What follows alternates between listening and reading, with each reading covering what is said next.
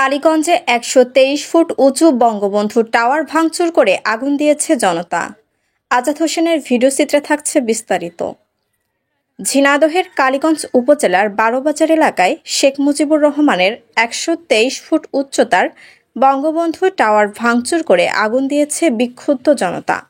বৃহস্পতিবার ৬ ফেব্রুয়ারি সন্ধ্যার পর ক্ষুব্ধ জনতা টাওয়ারটি ভাঙচুর করে আগুন দেয়। ৬ তলার এই বৃহৎ টাওয়ারের বিভিন্ন ফ্লোরে শেখ মুজিব পরিবারের ২০টি ভাস্কর্য এবং সর্বোচ্চ উচ্চতায় শেখ মুজিবের ভাস্কর্য ছিল।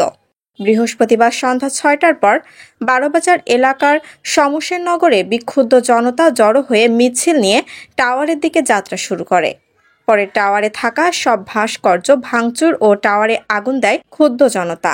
আপনারা দেখতে পাচ্ছেন তথাকথিত জাতির পিতা বঙ্গবন্ধু শেখ মুজিবুর রহমান, যার মূর্তি দাউ দাউ করে জ্বলছে। কি বলবে, আমরা ইতিহাস পড়েছি, যদিও সেটা স্বৈরাচার শেখ হাসিনা আমাদেরকে অন্যভাবে পড়িয়েছে, কিন্তু আমরা যেটি পড়েছি ঠিক ৭৫-এও বঙ্গবন্ধুকে একদল দেশপ্রেমিক সেনারা যেভাবে হত্যা করেছিল, হত্যা করার পর তার জানাজা করার মতো লোক খুঁজে পাওয়া যায়নি।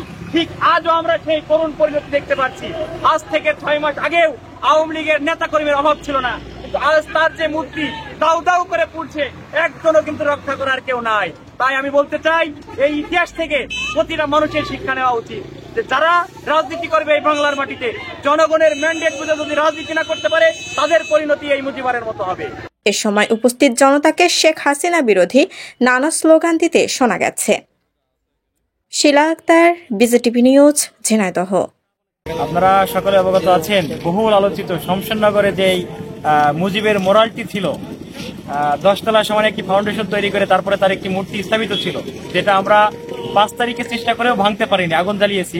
কিন্তু সেটা আসলে ফাইবারের তৈরি হয়, সেই সময় আমরা সেটা ভাঙতে বা পোড়াতে সক্ষম হয়নি, যেটা আলহামদুলিল্লাহ আমরা আজকে ছাত্র জনতা সবাই মিলে ভেঙে বারোবাজারে নিয়ে আসে হাইওয়ের মতো একটা জায়গায় সেটা পুড়িয়ে একদম নিঃশেষ করে দিয়েছে। তো আমাদের কথা, এই যে স্থাপনাটা তৈরি করা হয়েছে কোটি কোটি টাকা ব্যয়ে, সেটা জনগণের টাকায়। এখন যে স্থাপনাটা ওখানে বিদ্যমান আছে সেটাতে কিন্তু মুজিবারের কোনো চিহ্ন নাই, আওয়ামী লীগের কোনো চিহ্ন নাই। কাজে আমরা বলতে চাই, ওই স্থাপনা ভাঙার আর কোনো আমাদের প্রয়োজন নাই। ওই স্থাপনার যে ৮টা ফ্লোর আছে, সেই ৮টা ফ্লোরকে আমরা পাবলিক লাইব্রেরি হিসেবে কাজ ব্যবহার করতে পারি। বিভিন্ন যে ফাংশন আছে সেই ফাংশনারি আমরা সেগুলোকে ব্যবহার করতে পারি, ভাঙার তো কোনো প্রয়োজন নেই। ওই স্থাপনায় আমরা চাই আর কোনো হামলা না হোক বা ওই স্থাপনা কেন্দ্রিক আর কোনো ভাঙাভাঙি না হোক। তাই আমরা বিশেষ করে বারোবাজারের সর্বস্থানে জনগণকে আহ্বান করব যে আপনারা ওই স্থাপনাতে আর কোনো ভাঙচুরের লিপ্ত হবেন না। আগামী দিনে আমরা চাই, বা আমরা সাধারণ মানুষেরও যে মনোভাব আমরা দেখেছি, সবাই চাচ্ছে, যেহেতু আমরা বাংলাদেশ মুসলিম সংখ্যাগরিষ্ঠ দেশ, সবাই চাচ্ছে যে মুজিবারের যে মূর্তিটি ছিল ওই স্থাপনার উপরে, সেই জায়গায় কোরআনের একটি ভাস্কর্য তারা দেখতে চায়। আমি ভাঙার সময় আমরা কয়েকজনের কাছে প্রশ্ন করেছি, সবাই এই বিষয়ে একমত। কাজে আমরা চাই সেখানে কোরআনের একটি ভাস্কর্য ওই ১০ তলা ফাউন্ডেশনের উপরে আমরা স্থাপিত করবো ইনশাআল্লাহ। পাশাপাশি যে ৮ তলা ৮টি ফ্লোর আছে, সেই ৮টি ফ্লোর আমরা বিভিন্নভাবে ব্যবহার করতে পারি। জুলাই স্মৃতি ফাউন্ডেশন বা বিভিন্ন নামে বেনামে আমরা ওইটাকে পাবলিক লাইব্রেরি, যুব সমাজের বিভিন্ন কার্যক্রম আমরা ওই ফাউন্ডেশনেতে আমরা পরিচালনা করতে পারি। ভাঙার কোনো প্রয়োজন আছে বলে আমরা এখন মনে করছি না।